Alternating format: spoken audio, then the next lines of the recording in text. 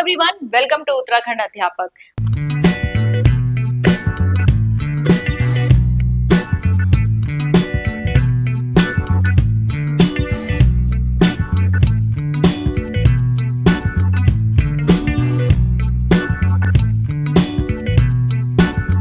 आप सभी लोग प्रवक्ता के एग्जाम का बहुत ही बेसब्री से वेट कर रहे थे, तो फाइनली आयोग ने जो है इसका सिलेबस जारी कर दिया है।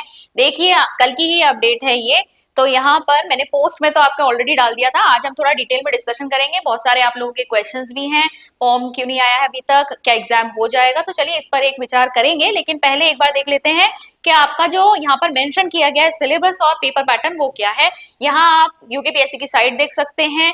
तो इसमें आप चेक करेंगे, ये आपका 7 तारीख का आया हुआ है, Uttarakhand special subordinate education lecturer cadre service के बारे में। ठीक है, एग्जाम और सिलेबस। इसको अगर आप यहाँ पर क्लिक करेंगे, यहाँ से पीडीएफ है, इस पीडीएफ को आप क्या कर सकते हैं, डाउनलोड कर सकते हैं। मैंने ऑलरेडी यहाँ पे डाउनलोड कर रखी है, तो हम इसको यहाँ पर चेक कर लेते हैं। ठीक है, तो ये देखिए आपका उत्तराखंड विशेष अधीनस्थ शिक्षा सेवा प्रवक्ता संवर्ग, आपका यहाँ पर सामान्य तथा महिला शाखा दोनों के लिए यहाँ पर विषयवार जो आपकी परीक्षा होने वाली है, यानी आपकी सब्जेक्ट बेस्ड ही यहाँ पर एग्जाम होने वाला है। और पैटर्न क्या रहने वाला है वो भी इन्होंने पूरी तरीके से क्लियर कर दिया है। देखो यहाँ पर आपका एक होगा पेपर 1 और एक होगा पेपर 2। ठीक है, 2 पेपर आपके होंगे। दोनों में जो प्रश्नों की संख्या होगी वो 150 होगी। अधिकतम अंक यहाँ पर 150, यानी कि एक क्वेश्चन जो है वो आपका 1 नंबर का होगा। ठीक है, देन समय अवधि आपको दे रखी है 3 घंटे की। तो इस हिसाब से देखा जाए, अगर एक ही दिन में आपका ये एग्जाम होने वाला है तो पहले 3 घंटे का एग्जाम आपका पेपर 1 होगा, फिर एक शॉर्ट ब्रेक का होगा, उसके बाद 3 घंटे की परीक्षा आपकी यहाँ पर होगी पेपर 2 की। ठीक है, अगर हम एक ही दिन में माने तो यहाँ पर ये 2 पालियों में आपको ये देखने को मिलेगा, पेपर 1 एंड पेपर 2। अब पेपर 1 एंड पेपर 2 के लिए इन्होंने सिलेबस भी बहुत अच्छी तरीके से यहाँ पर डिफाइन कर दिया है। उससे पहले 2-3 चीजें और देख लेते हैं। यहाँ पर ये आपका इन्होंने यहाँ पर बताया है कि ऋणात्मक पद्धति भी यहाँ पर प्रयोग की जाएगी, जैसा कि हम पहले से भी जानते हैं। पहले भी ऐसा था, आपका 1/4 जो है आपका यहाँ पे नेगेटिव मार्किंग यूज की जाती है। ठीक है, और यहाँ पर आप देख सकते हैं कि जो लिखित परीक्षा हेतु विषय सूची है, वो विषय सूची इस प्रकार से आप देखेंगे, जो टोटल आपके सब्जेक्ट जिनमें आपका लेक्चर भर्ती होने वाली है वो आपके यहाँ पर दे रखे हैं इन्होंने। उसके बाद यहाँ पर आपका नेगेटिव मार्किंग वगैरह इन सब चीजों के बारे में हमने बात कर ही ली है। और इन्होंने साफ मेंशन किया है कि अंतिम चयन लिखित परीक्षा में उम्मीदवार के प्रदर्शन पर आधारित होगा। यानी जो इंटरव्यू वगैरह उन सब की बात हो रही थी वो सब तो वैसे ही कुछ भी नहीं है, सिर्फ और सिर्फ आपके ये 2 पेपर होने वाले हैं। इसमें आपके जो मार्क्स आने वाले हैं उसी पर आपकी मेरिट बनेगी और उसी से आपका सिलेक्शन होगा। ठीक है, और जो बहुत चल रहा था ना कि भाई विषय विशेषज्ञ मिलने चाहिए, तो अब आपका पेपर 1 और पेपर 2 आपका यहाँ पर लेने वाले हैं, जो आपके विषय पर ही आधारित होंगे। एक बार सिलेबस चेक कर लेते हैं कि सिलेबस इन्होंने किस प्रकार से दे रखा है। इंग्लिश और हिंदी दोनों को ही, मतलब यहाँ पर मीडियम्स वालों को कोई दिक्कत नहीं होगी, इन्होंने बहुत क्लियरली इंग्लिश और हिंदी दोनों में मेंशन कर रखा है। तो जैसे हम एग्रीकल्चर की बात करें तो एग्रीकल्चर का जो आपका पेपर 1 में 150 क्वेश्चन पूछे जाने वाले हैं, उसके लिए इन्होंने यहाँ पर सिलेबस दिया है। ठीक है, उसके बाद इसी में आगे चलते जाएंगे तो आपका पेपर 2 के लिए फिर इन्होंने अलग से सिलेबस दिया है, जैसे कि आप चेक कर सकते हैं, ये एग्रीकल्चर पेपर 2। और सभी सब्जेक्ट्स का इन्होंने इसी प्रकार से दे रखा है, इंग्लिश और हिंदी दोनों लैंग्वेजेस में अवेलेबल है। पहले यहाँ पर विषय दिया है पेपर 1 के लिए, जिसमें से आपके 150 क्वेश्चन पूछे जाने वाले हैं, उसका एक सिलेबस है, और उसके बाद पेपर 2 का है। अब अगर आपको ये कंफ्यूजन हो रही है कि फर्क क्या है, तो फर्क कुछ नहीं है। पहले जो आपका सिलेबस रहता था, जब आप जो है मेन का एग्जाम देने जाते थे, ठीक है, इससे पहले क्या होता है, लेक्चर में स्क्रीनिंग होती थी, स्क्रीनिंग के बाद छटनी हुई तो आप अपने सब्जेक्ट का एग्जाम देने जाते थे।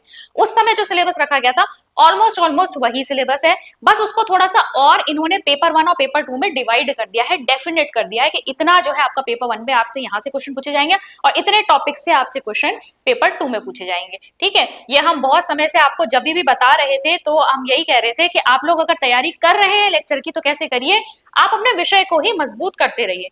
तो ये इन्होंने क्या किया है, वही इन्होंने पूरा सिलेबस इस तरीके से दिया है, पूरा आपका सब्जेक्ट बेस्ड ही है। ठीक है, अब मैं सारे सब्जेक्ट्स को नहीं दिखा सकती और डिटेल डिस्कशन करना तो पॉसिबल नहीं है, क्योंकि ये जो सब्जेक्ट के एक्सपर्ट्स होते हैं वही आपके साथ डिस्कस कर पाएंगे कि किस प्रकार से इन्होंने यहाँ पर टॉपिक्स कवर किए हैं। पर सभी विषय जो इनकी बात हमने अभी की जो सूची इन्होंने दे रखी थी, उसमें जितने भी विषय अवेलेबल हैं उनसे रिलेटेड जो आपके एप्लीकेंट्स है वो अपने सिलेबस को यहाँ पर से चेक कर सकते हैं। अब अगर बात आगे आती है कि क्या एग्जाम जो है उसका जो कैलेंडर में इन्होंने डेट्स दे रखी हैं, जनवरी की, फरवरी की, तो क्या उस पर एग्जाम हो जाएगा।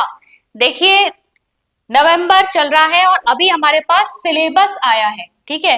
नोटिफिकेशन अभी भी नहीं आया है। नोटिफिकेशन जिसमें आप फॉर्म फिलिंग स्टार्ट करेंगे, सारी वहां पर जो नियम वगैरह होंगे वो लिखे हुए होंगे, वो अभी भी हमारे पास नहीं है। फॉर्म फिलिंग स्टार्ट होगी, उसमें भी टाइम लगेगा। अब यहाँ पर थोड़ी सी डिफिकल्ट सिचुएशन तो है कि इतनी जल्दी, इतने सिलेबस अब मेंशन किया है तो अब इतनी जल्दी कैसे वो एग्जाम ले सकते हैं। तो पॉसिबिलिटी कम दिख रही है कि जनवरी फरवरी में आपका एग्जाम हो जाए, इसकी पॉसिबिलिटी नहीं है, ज्यादा तो नहीं दिख रही मुझे। अब ये नोटिफिकेशन बहुत जल्दीबाजी में अगर इन्हें कराना ही हो तो हो सकता है ये जल्दीबाजी में नोटिफिकेशन निकाल दें और आपका एग्जाम करा लें, चाहे कुछ भी हो। लेकिन मुश्किल लग रहा है, अभी टाइम आपको मिलेगा। तो फॉर्म जब आपके खुलेंगे उसके बाद आपको पता चलेगा कि एक्चुअल में ये किस डेट को एग्जाम्स लेंगे। तो जनवरी फरवरी तो वेरी वेरी टफ। उसके बाद बहुत सारे लोग क्वेश्चन कर रहे थे कि क्या नए स्टूडेंट्स को मौका मिलेगा। देखिए ये पूरी भर्ती ही ना दोबारा से आ रही है, पूरा नोटिफिकेशन जो है रिवाइज होकर आ रहा है, एक सेवा नियमावली ही चेंज हुई है। तो ऑब्वियसली यहाँ पर नए जो कैंडिडेट्स हैं उनको तो मौका मिलेगा ही मिलेगा। यानी अब की बार जो फॉर्म खुलेंगे वो सभी के लिए खुलेंगे। जो ओल्ड स्टूडेंट्स है वो तो भरेंगे ही भरेंगे, चाहे वो ओवर एज भी हो चुके हों, क्योंकि इतने में रिलैक्सेशन उनको मिलता है। ठीक है, जिन्होंने पहले फॉर्म फिल किया है और उनकी एज उस समय थी, ठीक है, उस समय वो एलिजिबल थे, तो वो उनको इस बार भी मौका मिलना चाहिए। ऐसा प्रीवियस एग्जाम्स में हमने देखा है, जब पहले ऐसा हुआ है तो इस बार भी ऐसा होगा। क्योंकि यहाँ पर देखिए चलती भर्ती जो है आयोग की तरफ से बीच में जो है चेंजेस किए गए थे, आयोग नहीं सरकार की तरफ से चेंजेस किए गए थे, आयोग को तो फॉलो करना होता है यहाँ पर। तो यहाँ जब चेंजेस किए गए थे यहाँ पर, तो यहाँ पर गलती स्टूडेंट की तो है नहीं कि इतना डिले हो रहा है।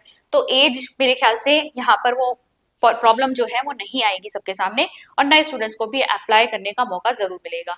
और एक फीस के लिए भी बार बार आ रहा था कि इनको फिर कमाने का मौका मिल गया।